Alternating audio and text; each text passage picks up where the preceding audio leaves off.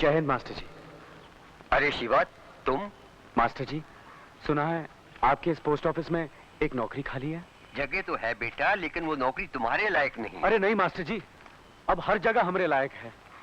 6 महीने से काम के वास्ते भटकते भटकते हमारी जूदी घिस गई है मास्टर जी। जब हम देखते हैं कि पिताजी पेट काट काट कर एक एक पैसा बचाते हमरे वास्ते, तो हमरे हलक से निवाला तक नहीं उतरता मास्टर जी। मैं तुम्हारा दर्द समझता हूँ शिवा। बैठो ना, बैठो बेटे। बेटा, इस गांव में रखा क्या है? न मिले न फैक्ट्रियां, सिवाय खेत के मजदूरों के और किसी को काम पाते हुए देखा है? पर यह गांव छोड़कर हम जाएं कहां? अरे बेटा, दिल्ली, बंबई, कलकत्ता कहीं भी जाओ, वहीं काम है, वहीं पैसा है। देखो बेटा, अगर जिंदगी में कुछ बनना चाहते हो तो ये गांव छोड़ दो। अब ये गांव सिर्फ बूढ़ों के रहने के लायक रह गया है।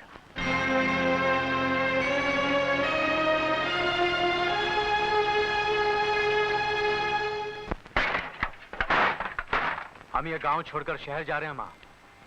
अब हम यहाँ एक पल भी नहीं रह सकते। 12 बजे की गाड़ी है, बाबूजी से कह देना। अरे शिवा, ऐसा हुआ क्या है गांव में? जानता है तेरा भाई भी। खबरदार, जो उस नालायक का नाम लिया इस घर में, वो मर चुका हमारे लिए। पर बेटा, तुझे क्या हुआ? तुझे शहर जाने की क्या सूझी? बेकार रहकर हम इस गांव में क्या करेंगे? पर हम शहर जाएंगे, एक अच्छी सी नौकरी ढूंढेंगे, फिर आप दोनों को वहीं बुलवा लेंगे और मजे से रहेंगे वहां। बाबूजी, आपको भी अभी रिटायर हो जाना चाहिए। ये उम्र क्या काम करने की है? हमें अच्छा नहीं लगता है माँ कि बाबूजी दिन रात काम करें और हम घर में बैठकर हराम की रोटी तोड़ें। बेटा, मैंने कोई शिकायत की? अपनी माँ से पूछ, उसने कोई शिकायत की? आपके शिकायत ना करने से कहा होता है बाबूजी। बेटे, हमारा दम घुटत है इस गांव में बाबूजी।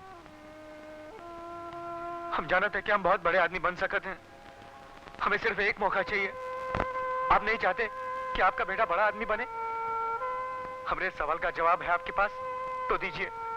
हम ये गांव छोड़कर हरगिज नहीं जाएंगे।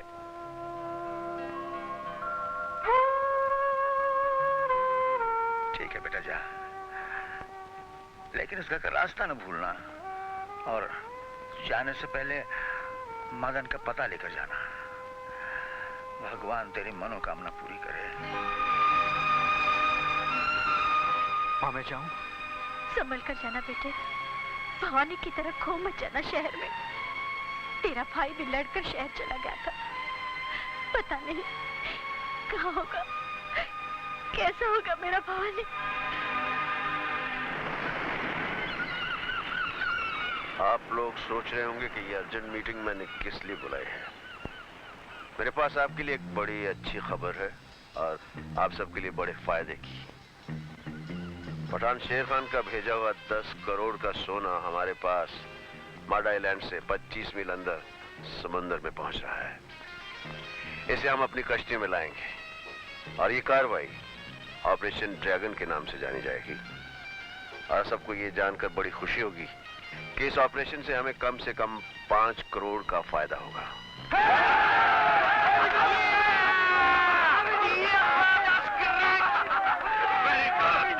वहां पुलिस का सख्त पहरा है और साथ ही जगताप के आदमियों का भी खतरा है। वो लोग हमारा माल लूटने की कोशिश करेंगे। हो सकता है हमारे आदमी की जान चली जाए। इसलिए गिरोह के असूलों के मुताबिक इस बार भी जिन 2 आदमियों के नाम चुनने हैं वो इन पर्चियों के जरिए चुने जाएंगे।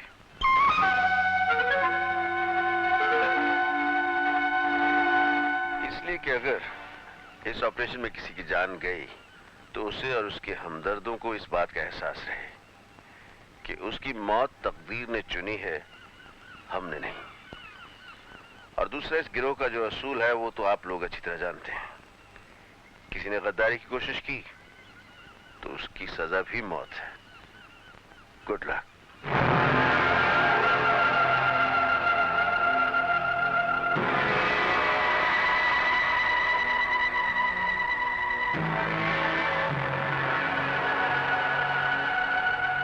मैक,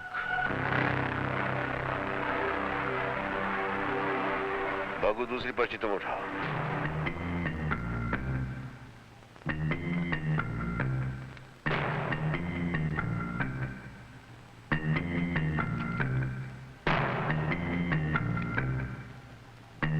परवेज आलम।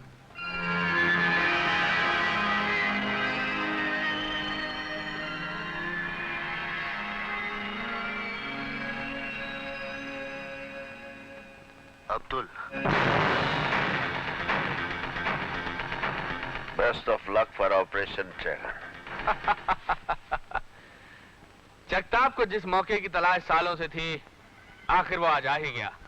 भवानी को तुम दोनों की चिट्ठियां निकालते वक्त ये मालूम नहीं था कि उनके पीछे उसी की तबाही लिखी हुई है। गलत फहमी में मत रहना जगताप सेठ। भवानी 10 करोड़ का घाटा सहने की ताकत रखता है। मगर इस घाटे के सौदे से धक्का खाकर अगर वो जरा भी लड़खड़ा गया तो मैं तब तक उस पर हमले पे हमला करता रहूंगा जब तक वो पूरी तरह धराशायी ना हो जाए। पर जगताप सेठ, भवानी को हमारे बारे में मालूम नहीं होना चाहिए, वरना वो तो हमें पाताल से भी निकाल कर मार डालेगा। डरो मत, मैंने एक ऐसा प्लान बनाया है कि किसी को तुम पर रत्ती भर भी शक नहीं होगा। जैसे ही तुम सोने का स्टीमर लेकर बंबई के नजदीक पहुंचोगे तो मैं समुद्र के अंदर मेरा एक खास आदमी मिलेगा। उसका नाम है दलिया।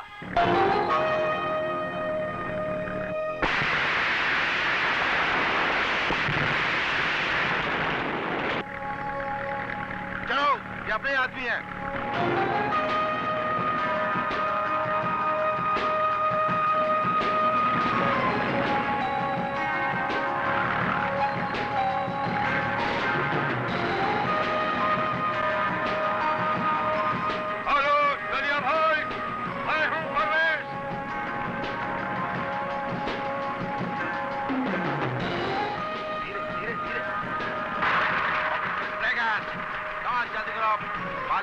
माल, ये नकली सोना बड़ी बोट में डाल दो और असली सोना मेरी बोट में। जल्दी करो, शाबाश। जल्दी करो बच्चों, अरे आप।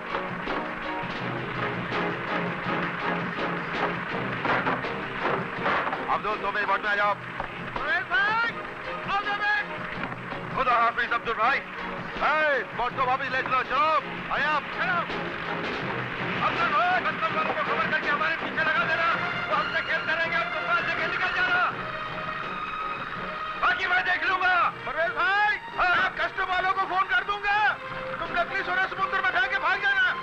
बस टैबलेट, होशियार रहना।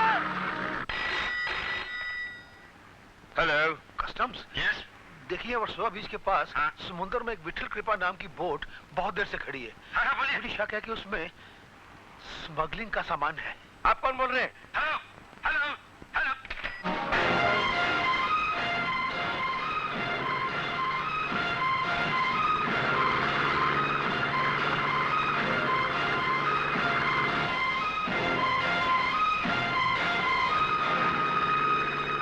आ गए साले। तैयार हो जाओ।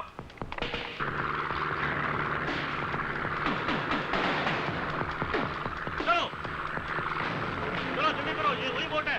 जल्दी जल्दी आगे आ जाओ।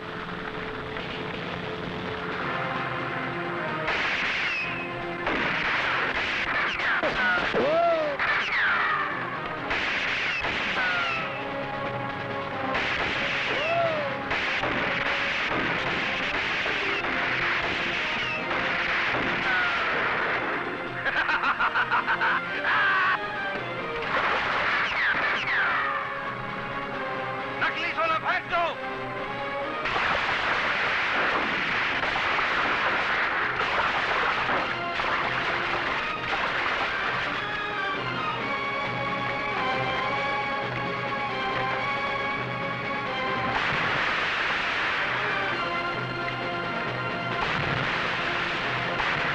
भाईजान, भाईजान, क्या हुआ? गजब हो गया भाईजान। कस्टम वालों ने छापा मारा और सारा माल दरिया में फेंका पड़ा। सेंडी को खाम खा 10 करोड़ का नुकसान हो गया भाईजान। परवेज कहाँ है? उसे मैंने कहा जी, जब तक पुलिस का हल्ला गुल्ला खत्म नहीं हो जाता तुम वर्सोवा के बंगले में छिपे रहो।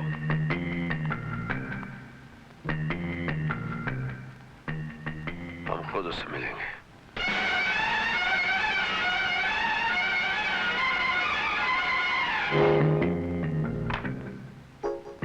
अरे क्या हो परवेज, तुम्हारा चेहरा। आप यहाँ? मैं तुम्हें खुशखबरी देने आया हूँ कि अपना माल मिल गया। क्या? हाँ, मछेरों की मदद से तुम्हारा समुद्र में फेंका हुआ माल हमने बरामद कर लिया है। यूं समझो आज तुम्हारी बहादुरी की वजह से हमारा माल हमें मिल गया, वरना हमारा सिंडिकेट बर्बाद हो जाता। इसलिए हम तुम्हें बहुत बड़ा इनाम देना चाहते हैं। हमारे साथ चलो। हिलना नहीं, मैं नहीं आ सकता तुम्हारे साथ। मुझे तुम पर और अब्दुल पर पहले से शक था, इसीलिए मैंने सोना तुम्हारे हवाले किया था कि तुम्हारी गद्दारी तुम्हारे हाथ। मेरा भरोसा कितने में बेचा जगताप के पास?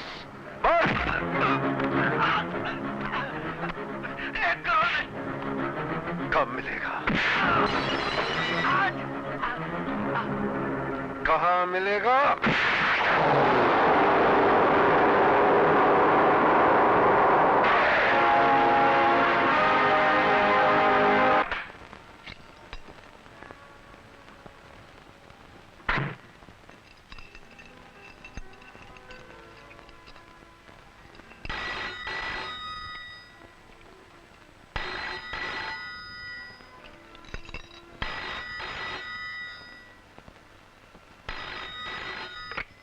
हेलो सर, मिस अनीता आपसे मिलना चाहती हैं। कौन अनीता? मैं उनकी साली हूँ, मिसेस परवेज आलम की बहन। वो कह रही वो आपकी साली हैं और उन्हें आपसे जरूरी काम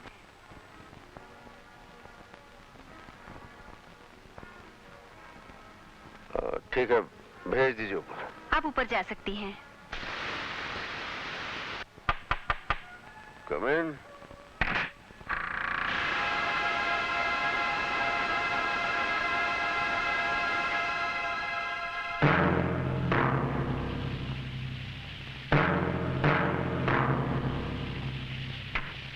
कौन है? मैं अनीता। कहो नहीं तो क्या बात है? दीदी का अस्पताल में देहांत हो गया, उनका एक जरूरी पैगाम देना है। कैसा पैगाम?